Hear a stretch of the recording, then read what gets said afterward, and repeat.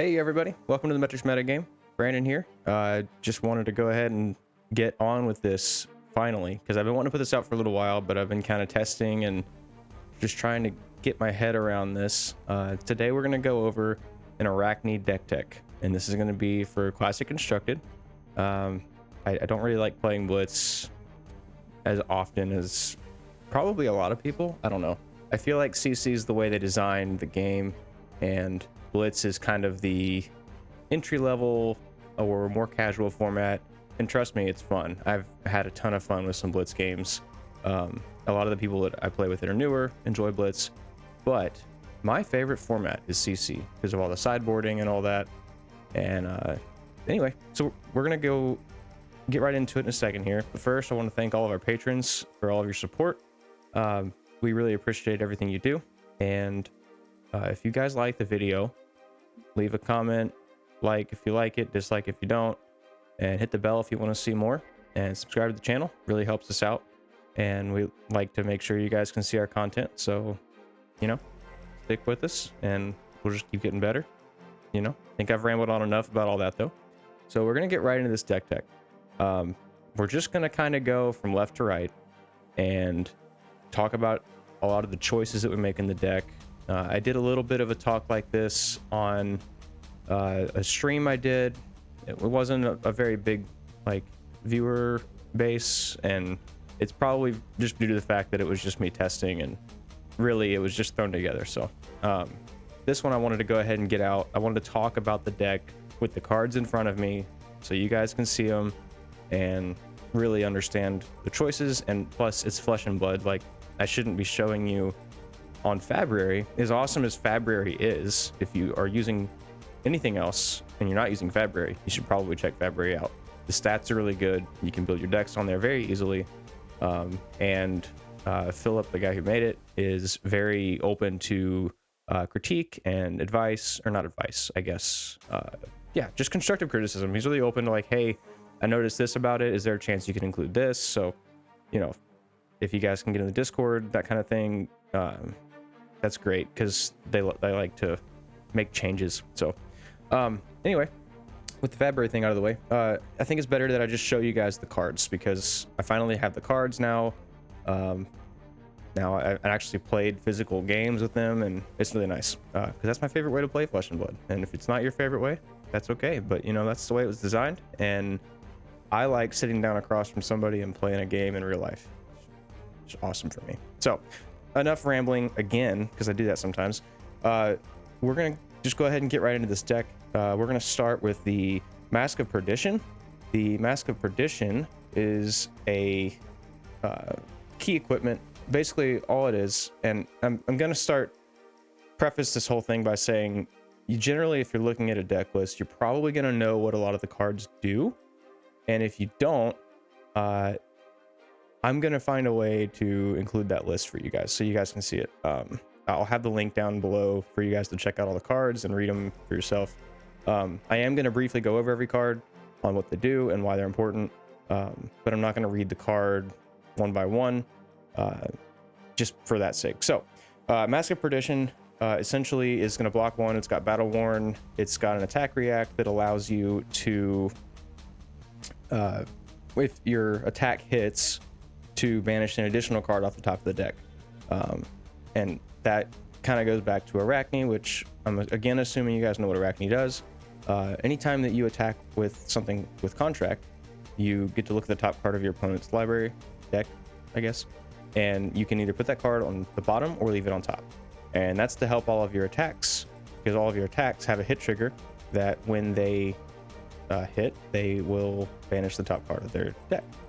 And we'll get into it later, but Eradicate even does more than that. So Mask of Perdition is just an attack reaction that allows you to add one to however many cards are being banished with that hit trigger. And what happens after the fact is, at the beginning of each turn, so a non-interactable trigger, it's because the start of turn and end of turn triggers are non-interactable, the mask will allow you to pay 2 silver to bring it back. So with the mask, similar to the boots have that ability as well, and we'll go over that in a little bit when we read those. But they both have that ability. They both have Battle Worn 1, and you can bring it back after you've already used it, and when you use it, the battle worn counter goes away and you get to block with it again. So it lets you recursively block multiple times throughout the game, as long as you're getting silver and spending your silver to get it back. And you can use the attack reaction to continue helping you to get silver, and it's really an awesome mechanic. I'm really happy to see it. So with the mask, typically what we're trying to do is when we know we're going to hit, or we have a good chance to hit, it's kind of something you got to learn through practice. You're going to try to make sure you're banishing more cards. You're going to block early with the mask, and you're going to block later with the boots, because you're typically going to want to get the mask back first and use the mask a lot more, and use the boots for big pivot turns. So we are kind of covering the boots a little bit. Some more of the equipment options here. We've got, I'll go ahead and cover the side pieces. We've got no rune robe, no rune gloves, and the arcane lantern to take place of the ornate tesson, which we'll talk about as well. Usually I just swap that out when I'm going up against rune blade or anything that's got arcane. There's been a little bit of a conversation I've had with Wes, and that he's been talking about a little bit, where we may just want to run one AB into Icelander, but that's probably for a future video, and probably just something we're going to keep talking about. But I have the 3 total here in order to use them. That might change with testing, we'll see. So that's kind of the more side options we have for like arcane barrier and stuff. Goliath Gauntlet, it gives +2 to your abilities that, or attack actions that cost 2 or more. So that's your Eradicate and your CNC, and that's really it. I guess we also have Fyendal's Fighting Spirit, that helps too. That's more often going to be just for the life gain and kind of asking for 2 cards from your opponent. So Goliath Gauntlet's going to be more for the hit trigger types like Eradicate and Command and Conquer, depending on what you want out of it. If you're trying to steal out of their hand and banish like Eradicate does, and we'll get into that, then you're going to want to use that on Eradicate, and usually like a cut to the chase in order to pump that after the fact, so it's not just 6, because they can usually just block with 2 unless you get the Spider's Bite in first. That's very resource demanding. So all right, so Fyendal Spring Tunic, it is generically a very good card. You're going to run it in most decks by default until there's a better chess piece that comes around for whatever deck you're talking about, and that is no exception here. The Black Deck Whispers now is going to be similar to the Mask of Perdition. It's an attack reaction. It's got the ability to pay 2 silver at the start of a turn to bring it back. It's got Battle Worn with 1 defense. And what this attack reaction does is, on hit, it allows you to give your attack action go again. So that's, or attack action card. There's a difference, I guess. But it allows you to give it go again. So generally what you typically do with the Black Deck Whispers is you'll say you have like an Eradicate in hand or a Surgical Extraction, which I might have mixed those 2 up when I was talking about Goliath Gauntlet. So yeah, if I said Eradicate with Goliath Gauntlet, I meant Surgical Extraction. So just bear with me here. So you're going to want to do something that's more unassuming. You want to play like Plunder the Poor and kind of test them, right? If you play Plunder the Poor and your opponent decides not to block or to let 1 chip in, if they block for 3, they're typically not going to defense react that, and you can pop the Black Deck Whispers in the mask to go ahead and banish the 2 cards, and you can follow that up with a Spider's Bite into your Eradicate with an attack react, that kind of thing. So you typically will just test them at the beginning of your turn, pop the Black Deck Whispers for the go again, and then go into your bigger attack, because then they're going to want to block that one. So what's happening is you've managed to chip in extra damage in the beginning, and if not, if they decide to block out with it, then you know, and you've saved cards, because they'll usually block with 2 cards, so you've spent 1 card for their 2 cards, which is a good rate. And you're not really here for the short game. You're not here for the short aggressive game. You're not trying to be greedy with Arakni. You're trying to play consistently good turn exchanges of life totals and cards. Because what you'll start to see is, like, throughout the middle of the game, you'll have about 10 more cards than your opponent, usually. And if they're super aggressive, then you're going to see even more. So like Dash on the boost plan, you're going to see a drastic difference in the amount of cards you and your dash opponent have. And it's actually a pretty easy match for that reason, as long as you can block, which sometimes is kind of hard to go with your cards. But so yeah, that's how you use the Black Tech Whispers. You don't typically just want to use them left and right. And while we're talking about the go again thing, a lot of people, when they see Arakni, they think that looks like a ninja because it's got a Kodachi, but the Kodachi's better. And we're going to talk about that too. So it's not a Kodachi, but it is better than a Kodachi. And it's not a ninja, but, and there are some people like Aaron, if you guys know Aaron, who will be in a hearty disagreement with me here, but Assassin's like a ninja, but not a ninja, and also better than a ninja, just in my opinion. So, yeah, Spider's Bite, like I just said, is going to be the one attack for 2 resources. Kind of makes you wonder why at first. You know, when it hits, it's gonna give your opponent's attack action cards -1 defense. So since we've gone over that now, it's the next attack only. It's not all attacks this turn. So what happens is you get your Spider's Bite, you play it, or you swing with it, you hit for 1, and your opponent has to decide, like, okay, do I want to block this 1 with a card that is, you know, it's a 0 card for 1 card exchange, so that's a bad exchange. I'm sure you're familiar with that if you played against a Kodachi before. It's terrible, just cuts you to pieces. And then they also have to decide if they're going to offer up a piece of armor for it. Now the thing about Spider's Bite is it's got Piercing 1, which is a new mechanic with Dynasty that basically says if it's blocked with an equipment, it gets +1 attack. So it's really only good to be blocked by most equipment once. Guardian have 2 options. They have the Creator's Fist and the Tectonic Plating. But again, it's a really bad decision because they have to block for 2 or it's going to chip in above the armor. So very good card. Very painful to have presented to you because you don't know what it means. You don't know if they're going to stop after that. You don't know if they're going to have the big attack. So you don't have enough information to block it. So you usually won't. So the thing about Spider's Bite is it takes -1 from each attack action card that's blocking the next attack. The reason I only run 1 Spider's Bite here is if you swing with Spider's Bite, they don't block it. And then you swing with a second Spider's Bite. The second Spider's Bite, if it's blocked, it's going to use up the trigger from the first one because it's only the next attack that they block. Or the next...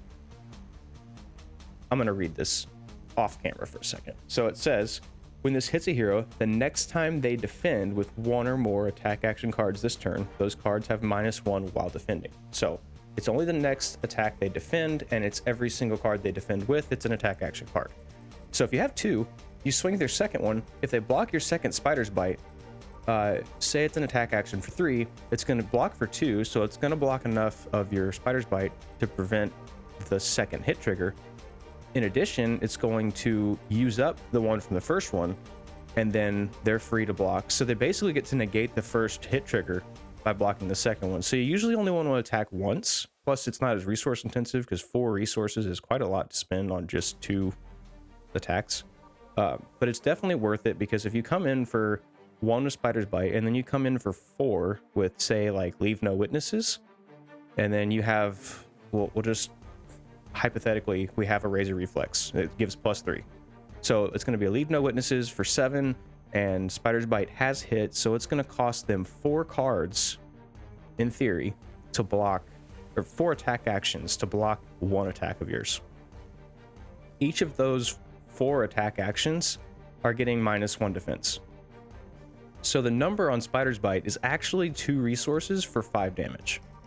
And if you want to think about it a different way, you're actually giving your attack +4, and it depends on how many they block with, right? So it's all hypothetical, theoretical, whichever term you want to use. But your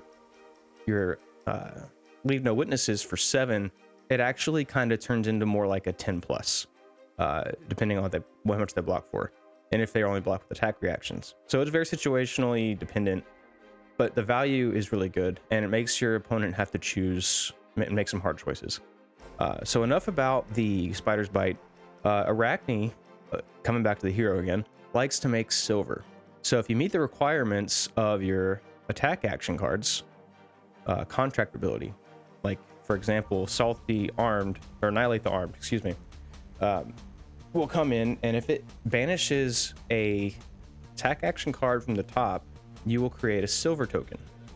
Now silver lets you, as an action, pay 3, destroy the silver, draw a card, and go again. So it's a good way from a baseline level to just go ahead, pay 3. If you've got like a handful of blue attack reactions and you got 2 silver and you just want to try to get like a red attack action because you're trying to grab tempo or that kind of thing, you can cycle your hand using silver, which most heroes don't get the opportunity to do. So that's one benefit that Arakni gets that I think a lot of people discount just because of the Black-Tech Whisperers and the Mask of Erudition, or Perdition, excuse me, not Herald of Erudition, my bad. Saw a few of those last night at Armory, so got in my head a little bit. Yeah, so your silver is actually for more than just your equipment. It is important for your equipment, but you want to try to get as much silver as possible, but not as a priority. And there's a lot of decisions to be made here.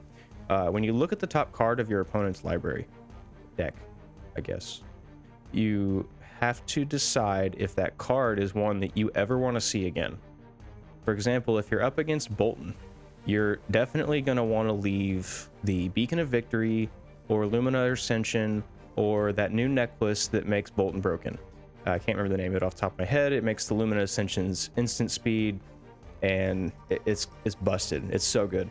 But they're all yellow, and so unless you're eradicating or doing the Plunder the Poor, the zero cost thing, you know, if it's a card that you don't care about for contract, but you care more about your opponent not having it, you want to prioritize whether they get to have that card ever again or not over your silver generation.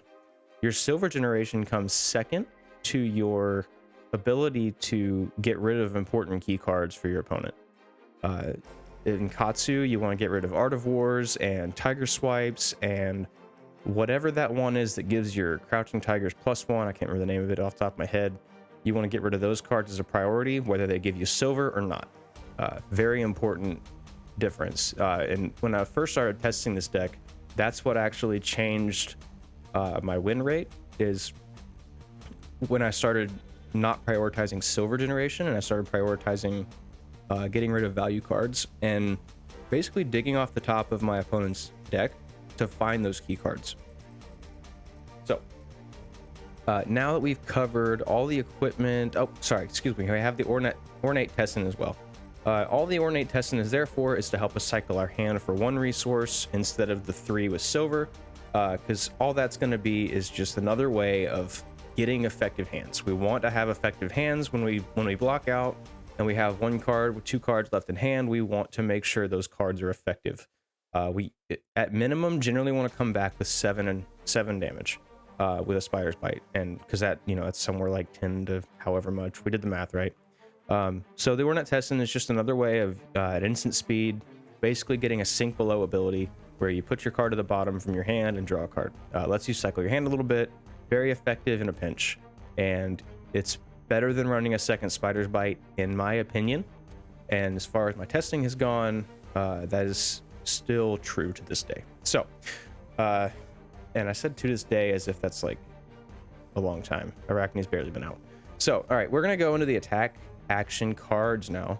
We're gonna start off with Annihilate the Armed. There we go. Sorry, I'm trying to figure out how I want to do this because, you know, I haven't done a deck tech video before now, and it's kind of interesting figuring out how you want to do it. So we're gonna hold this up just like so.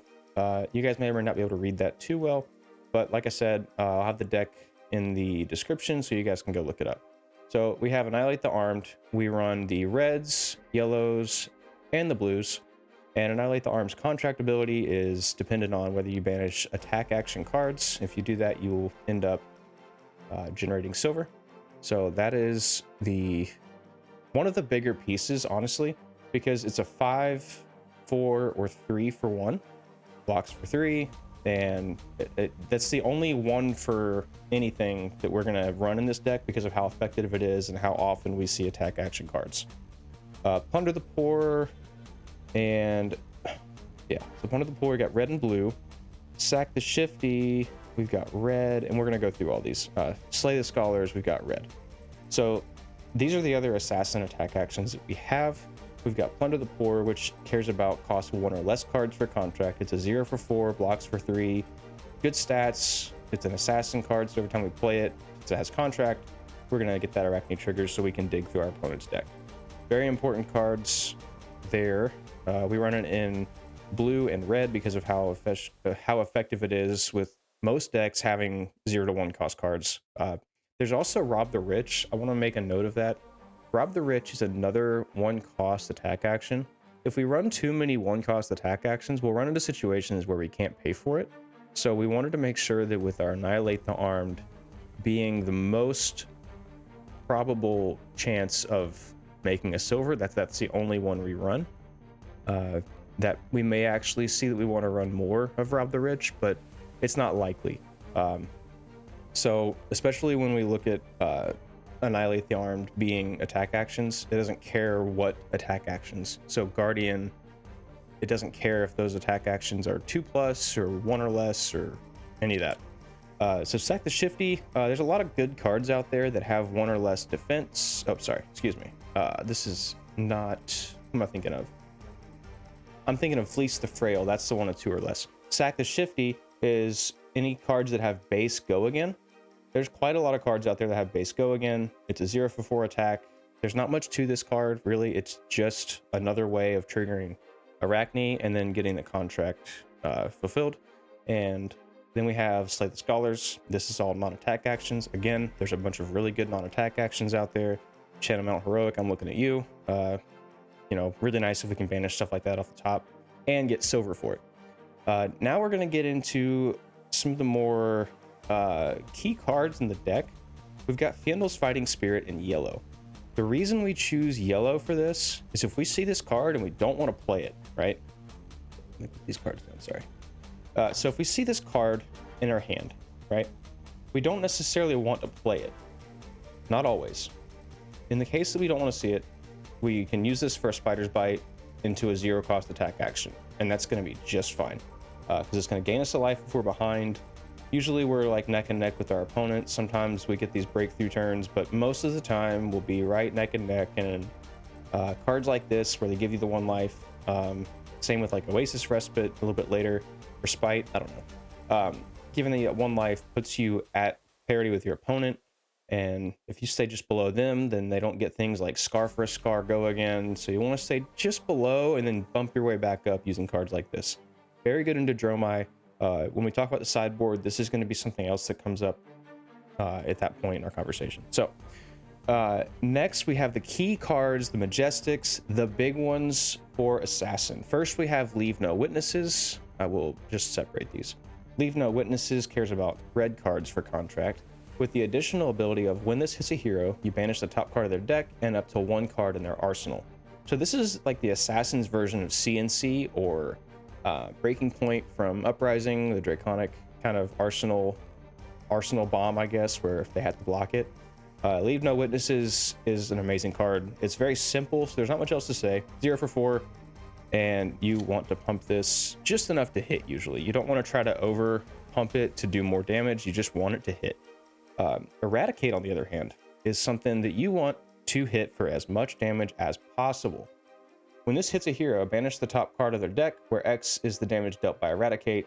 It's a 1 for 4, and you're going to notice Surgical Extraction. The next one is a blue 2 for 4. Just the whole resource balance of the game, that's what matters. So this cares about yellow cards, and you're going to banish the top X card of their deck, where X is the damage dealt. So you're going to try to push through as much damage with this card as possible. Kind of like we talked about with the Black Tech Whispers. Typically your Black Tech Whispers will go right into an Eradicate. You don't want to pop them for too much else, unless maybe, I don't know. The Majestics are pretty much the only things you want to use your Black Tech Whispers for, just because of the fact that makes it worth it. Your other attacks are just there to kind of chip in damage, cost your opponent's cards, hopefully hit and add to the fatigue plan of the deck. I just realized I might have actually missed something in this conversation. The reason that we care so much about these big attacks and we don't care as much about Go Again in this deck list is the Spider's Bite gets more value from one attack. If you have one attack and then you have a second attack, that trigger doesn't apply to the second attack. So very important that we make a note of that. So we're trying to go tall in this deck. And the reason for that is basically just playing around the Spider's Bite. So now we have 3 surgical extractions. This one is another of the 3 majestic cycle. This contract cares about blue cards. And when this hits a hero, banish the top card of their deck. Then look at their hand and banish a card. This demands that your opponent blocks. So typically you want to pump this one as high as you can as well, just to get it out of reach, or at least demand cards. What I see happen more often than not with surgical extraction is I'll come in for 4 with a full hand of cards, and they'll just present their whole hand to block it. And then I'll go, oh, okay, I guess I just have these attack actions for later. And you have paid 1 card for their 4 cards. It's amazing. The card is just busted because of the way people respond to it. The exchange rate with Arakni is the reason he's so good for, he's so good for fatigue strategies, because people just pay so many cards into avoiding his nasty hit triggers. Sorry, I said his. I don't really know about it. Arakni's a he, she, whatever. Anyway, so it's ambiguous, so I'm just going to call it he because it's natural for me. Sorry if that bothers you, but that's a me-ism, I guess. So next thing we have cut to the chase. So we have cut to the chase in every color because cut to the chase applies a +1, 2, or 3, depending on the color, to all of our assassin attack action cards, mainly Eradicate. Cut to the chase, every chance we get, we want to have this card for Eradicate. So we're going to show the card again. Target assassin attack action card of the contract gains +3, 2, or 1, depending on the color. And look at the top card of the defending hero's deck. You may put it on the bottom. So it gives us another Arakni trigger. The way that this works is, well, we know how it works, right? It does what it says. And the main idea with that is we get to dig and dig and dig. If we play something with contract and we don't like the top card, we put it at the bottom. We play cut to the chase. We look at the top card again. We play cut to the chase. We look at the top card again. We can just like cycle through our opponent's deck and continue to try to find those key cards to get rid of. So very good card. That's why I run the rainbow. It's really amazing. Shred. So Shred, we're actually just going to run the yellow and the blue, because what happened during my testing is I found that when I was running the rainbow Shred, or I was running the red Shred instead of yellow. And I did test this. This isn't something I just got from somebody else's idea. I really wanted to highlight the importance of this. For the same reason that our Fiendal Spring Tunic, basically every yellow except for Eradicate, the idea is we want to have the yellow pitch for the Spider's Bite into a 0-cost attack. So if we don't want to Shred, or our opponent typically isn't blocking, and we don't think we're going to get a use out of the Shred, then we want to go ahead and just pitch it, right? Have it for later. It blocks 3, which is another thing about this deck. All of the cards block 3 for the most part, so you're very incentivized to play defensively, especially being able to recur your equipment and keep blocking with Battle Worn. So Shred's going to give target card defending an attack action gets -3 or -2 this combat chain. If you have the red, it does -4, so you can completely negate a Sink Below or Fate Foreseen. Unfortunately, it doesn't work on Oasis Respite, so be careful if you're running Regicide, kind of like I do. Excuse me. So the Shred gives -3 and -2. One of the key reasons that we run Shred is equipment. If it has Temper, we can destroy it. So if we're up against Bolton, and you Bolton players, close your ears, because I don't want you to hear this, and I don't think any other Arakni players want you to hear this. But if a Bolton player blocks with Courage very early in the game, you don't have a choice. The absolute objectively best thing to do when they block with Courage a Blade Hold is to Shred, no matter what it is. And here's the thing. The wording on Shred says defending an attack, right? Not an attack action card. So, sorry, assassin attack. So your Spider's Bite If you Spider's Bite and they say, oh, I got Courage of Blade Hold, it'll get piercing, but I'll still block too. You go Shred. And that card, as confirmed by the rulings put out with the set by LSS, it will, excuse me, I just lost my train of thought completely. The Courage of Blade Hold will break after being shredded. So you want to try to break that as soon as possible. I was just talking with somebody yesterday about it. They were learning with Bolton not to block with Courage of Blade Hold because it gets destroyed quickly in Assassin. So that's something to keep in mind. Next we have Razor Reflex. You guys know it, you guys love it. Gives +3 to target sword or dagger, +3 to attack action card, costs 1 or less, and if it hits, go again.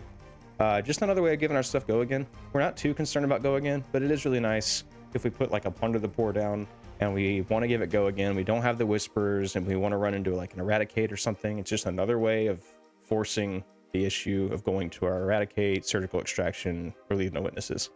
Because if you do it first, they're going to block it. It's just typical. Next we have, we're going to go, we already went through our attack reactions.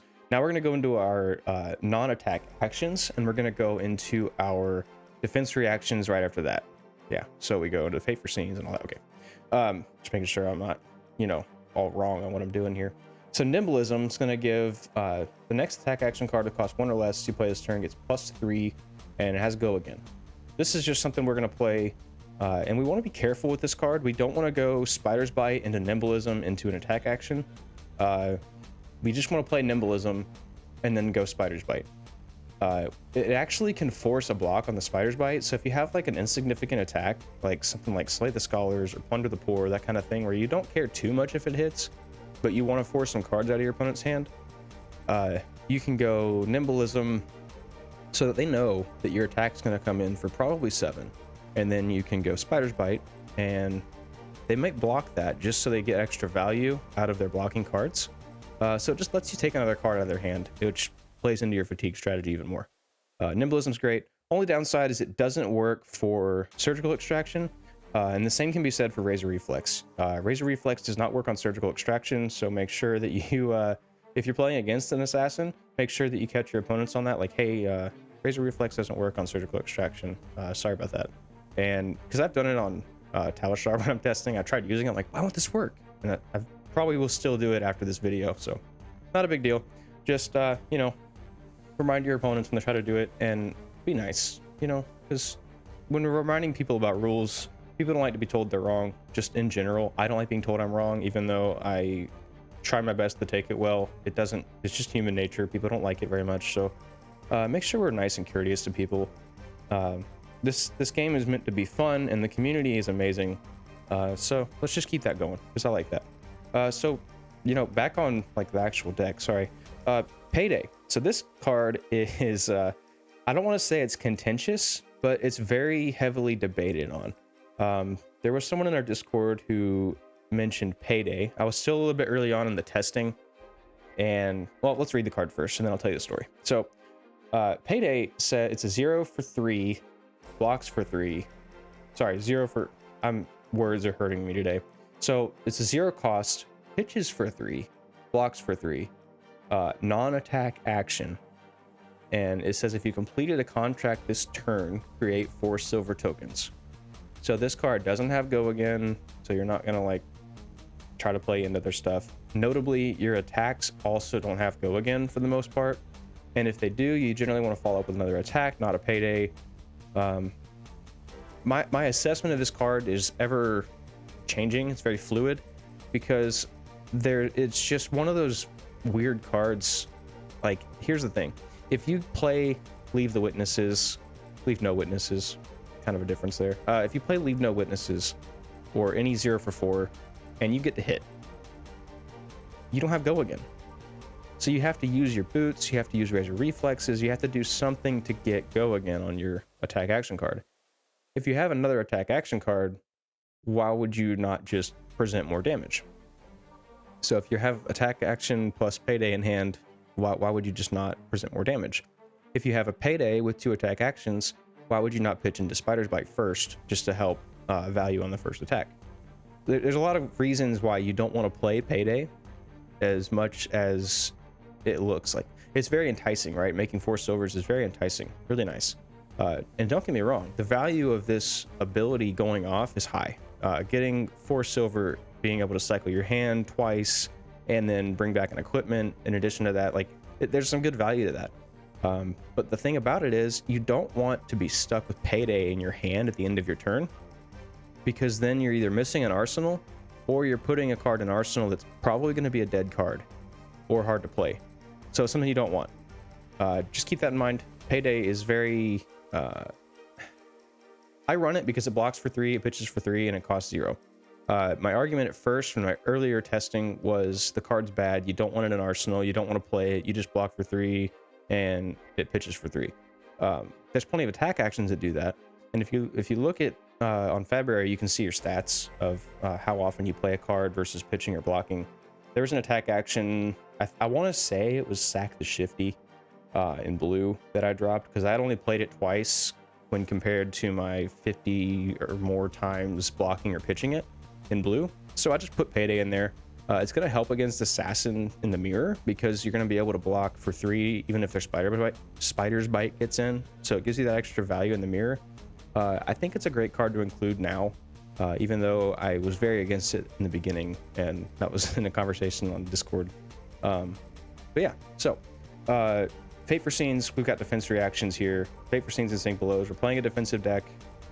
It might be the case that we like move on to immovables. I don't know.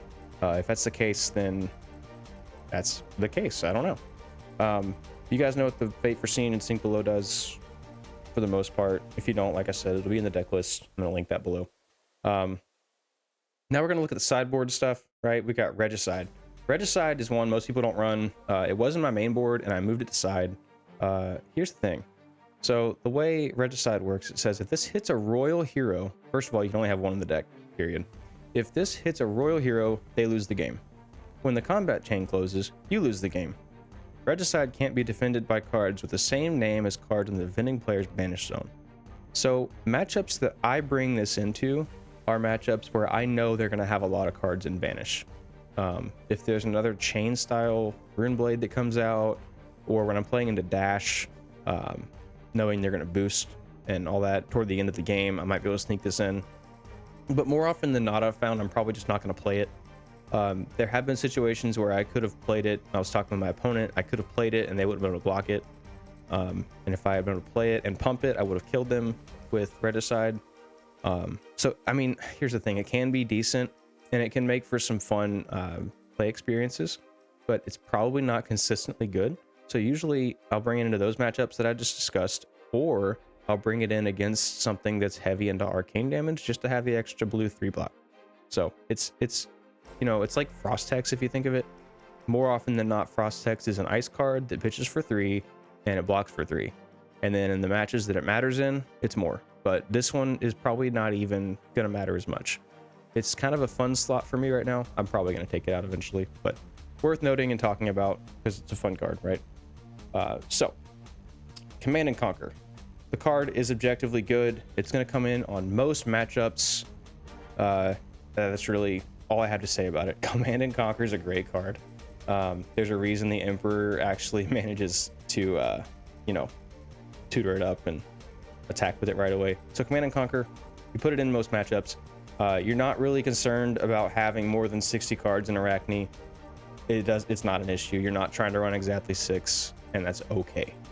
Don't feel like you have to get down to 60. And I just said 6. I don't know what I'm talking about, I guess. So anyway, Sigils, another card that's going to come in. It's an instant that gains you 3 life. If you get this in your opening hand, it's just really great. You start with 3 additional life, which is a huge advantage against your opponents. And now is the time I want to talk about where Sigil can be very valuable. I was playing against a Lexi, and Lexi just went off on me. And I think there was like 4 attacks that were like 7 and 8. Maybe one of them was like a 10. And I blocked out one of them, and they just steamrolled me after that. I couldn't block everything they had. So I had all these hit triggers and all this stuff, and I was down to like 5 life or something, and they were still at 29. It was brutal. I even said, GG, you know, this is it. There's no way I can come back from this. So I said GG, and I just played it out like I was like, okay, well, I'm probably gonna die soon, but I resigned to the fact that I was gonna lose. And it was like 29 to 4. Sorry, it was like, yeah, 29 to 4. I got all 3 of my sigils. I got the Fiendal's Fighting Spirits, and I think I got Oasis because I wanted to worry about Dominate, so I was playing Oasis in that matchup, I think. Anyway, 29 to 4 deficit. I ended up fatiguing that opponent and won. So it is doable because of things like Sigil. Gaining life is huge. I have heard the argument that blocking for 3 and preventing 3 damage is more valuable than the gaining 3 life, but that's not always true. So we've covered the Sigil of Solace. These right here. We got Remembrance. Remembrance, we have 2 of these. Wow, I did that wrong. So we have 2 Remembrances in the deck, and the main reason that we run Remembrance, I want to give credit where credit's due on this specific one right here. TCG Talks list and his discussion that I have seen in his Discord and like talking and stuff. Remembrance is there, and actually his video, he has a deck list as well. I don't remember if it was a gameplay video or if he was talking about the deck tech. I think it was the deck tech. So he talks about Remembrance, and it's very important. One of my earlier iterations had 3 Fiendal's Fighting Spirits at the red or 7 breakpoint, and then I had 2 yellows in the sideboard, and I was doing that because I wanted to shore up on the Dromai matchup. Well, now all we're going to do for Dromai is we're going to have 3 CNCs, we're going to have 3 Fiendal's Fighting Spirits in the list, and then we're going to have our 2 Remembrances we bring in. Because if you don't know, Remembrance isn't always like that well known of a card. Shuffle up 3 action cards from your graveyard into your deck and banish Remembrance. So the idea with Remembrance is you can get your poppers for Phantasm. You can get them back into your deck. So effectively, excuse me, each Remembrance is worth 3 poppers for those illusionist attacks with Phantasm. So when we're running 2 of these in the main and we have the 6 blocks already, we have 6 of these 6 attack cards. There we go. I'm trying to think right. Okay. So effectively, each of these Remembrances can represent anywhere between 1 to 3 poppers. And we want to use Remembrances to increase our number of poppers. So that's why that card is there. It's also there for the more grindy matchups, especially the mirror. In the mirror, you're going to play every single card in your deck because you want every opportunity to have more cards than your opponent. It's going to be a bloody match. You're going to be bleeding cards off the top of your deck, left and right, and it's just going to be brutal. It's a fun matchup, but it's also grindy, and you want to have every card you can possibly have at your disposal. Same thing with Oasis, Respite. I'm going to keep saying that both ways because I don't know which one's right. Prevent the next 4 damage that will be dealt to target hero this turn by a source of your choice. If they have less life than each other hero, they may gain 1. So that's just talking about if you play this and you have less life than your opponent, then you're going to gain a life. Really nice into more fatiguey matchups and preventing things like dominate effects where you're not blocking from hand, you're preventing 4 damage and gaining 1. If you block for 3 and then use Oasis Respite and you're like below your opponent's life total, you can just gain back life. So it's worth 5 and your block's worth 3, so you can get 8. So if they're dominating for like 11, like Crippling Crush or whatever, you know, you can negate the crush effect of Crippling Crush using an Oasis and a any 3 block from your hand.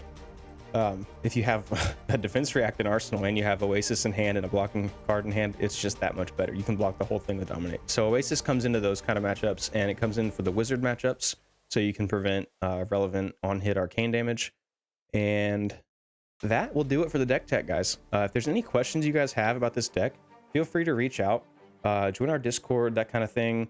Whatever you guys are interested in, we have the link down below. And yeah, that's it. I mean, I really appreciate you guys listening through this whole thing. If you've listened this far, don't forget to like, comment, subscribe, that kind of thing. If you don't like what I'm doing, let me know in the comments. If this video is too long and I need to shorten it, which is probably the case, I need to know that. So please let me know. And again, just reach out, and I'm looking forward to talking to you all about this, and I'll see you on the next one.